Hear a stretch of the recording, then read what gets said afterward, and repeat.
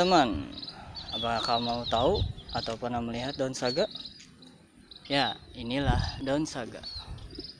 Tumbuhan saga atau daun saga yang dikenal juga dengan Resorevia adalah salah satu tanaman polong dengan ciri-ciri berbentuk kecil, majemuk dan bersirip ganjil.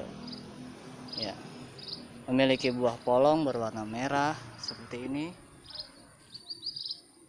dengan bintik hitam di tengahnya dan bunga berwarna ungu muda. Meskipun jarang diketahui orang, daun saga terkenal dalam dunia pengobatan tradisional sebagai tanaman herbal yang memiliki beragam khasiat.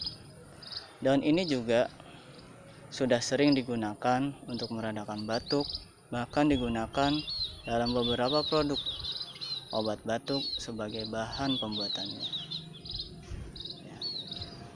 Selain itu, masih ada banyak manfaat daun saga lainnya untuk kesehatan. Daun saga sering digunakan sebagai obat herbal dalam pengobatan alternatif untuk mengobati epilepsi, batuk, sariawan.